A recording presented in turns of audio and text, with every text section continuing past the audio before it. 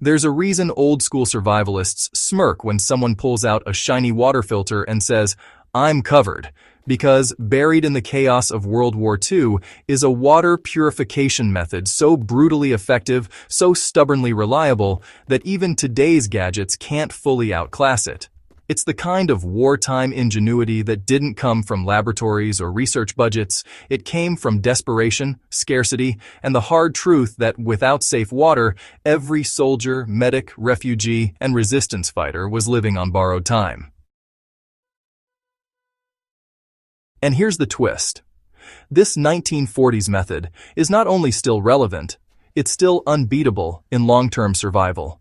Modern prepping loves its tablets and membranes. But what happens when supply lines collapse, batteries die, filters clog, and fuel runs out? That's when this forgotten water trick walks back into the room like a grizzled veteran, drops its pack, and says, "Let me show you how we did it when everything was on the line." Let's break down the World War II water system that kept armies alive in deserts, forests, mountains, and bombed-out cities, and why anyone serious about survival needs this skill in their toolkit. Why World War II had to reinvent water safety. War demands innovation, but not all innovation sparkles. Some of it is gritty, improvised, built from what's lying around. And that's exactly what happened during World War II. Field units didn't always have the luxury of boiling water. Smoke could give away positions. Fuel wasn't guaranteed. Chemical tablets weren't always available. And when soldiers were moving fast or hiding deep behind enemy lines, access to clean water could turn from an inconvenience into a battlefield threat. So, engineers, medics, and resourceful partisans leaned into a method that had existed for centuries, but had never been pushed this hard, slow sand filtration. It wasn't glamorous. It didn't look like technology, but it worked, and it kept working. People hear sand filter and think of pouring water through a bucket of beach sand. That's not even close. What World War II units created was a layered biological purification machine disguised as a barrel of dirt.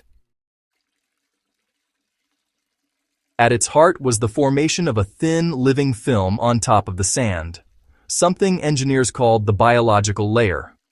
Soldiers in the 1940s noticed that when water sat unmoving above fine sand for a few days, the surface came to life. Not in a bad way, in a miraculous way.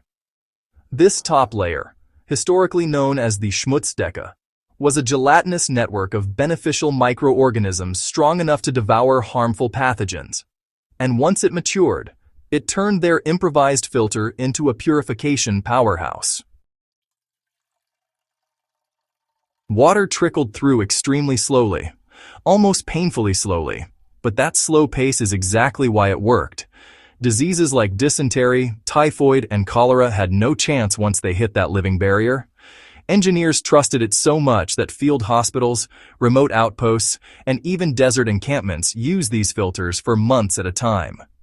Entire units were kept in fighting condition because of a system that never needed electricity, chemicals, or constant maintenance. The brilliance of the World War II system is that the filter improves itself over time. Imagine setting up a purification system that gets stronger the longer you use it. That's exactly what slow sand filtration does. After 7 to 10 days of continuous use, the biological layer becomes fully active. That's the sweet spot when purification hits its peak. Soldiers protected that layer fiercely.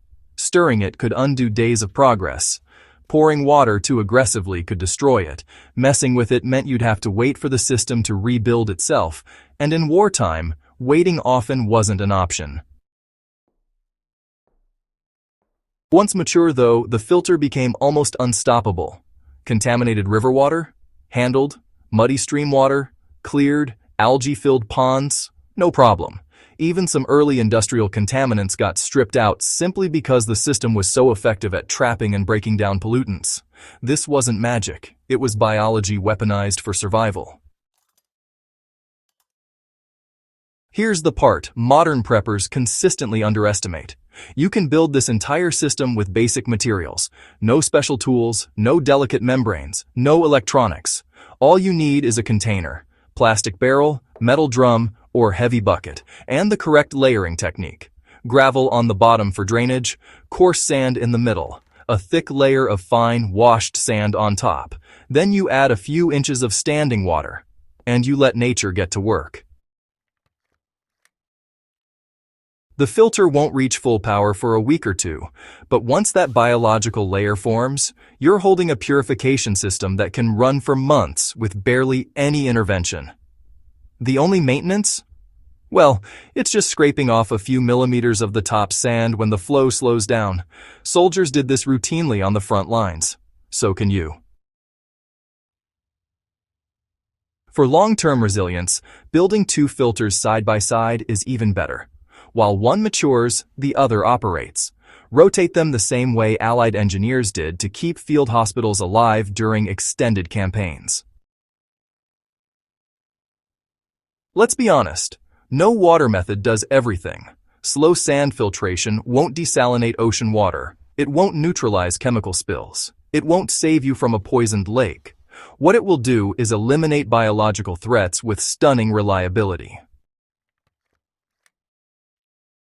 And when paired with secondary disinfection, like chlorine tablets or boiling, you get a layered purification strategy so strong it rivals municipal systems still used in cities today. That's right. Modern water plants across the world still rely on giant slow sand beds as their foundation. The war-era method never died. It just scaled up and went mainstream. Anyone running a homestead, off-grid cabin, field research project, or emergency retreat needs a backup purification method that doesn't rely on supply chains. Slow sand filtration is exactly that. It's stable, predictable, repairable. It laughs at power outages. It shrugs at supply shortages. It's the kind of system that keeps going long after fancy gear becomes dead weight. And that's why this World War II water trick still dominates the survival world. Not because it's old, because it's proven. If you want a survival method that actually stands the test of history, not marketing, this is the one to master. If you found this guide valuable, subscribe to History's Survival Code and share this video so more people can rediscover the forgotten World War II survival knowledge that still matters today.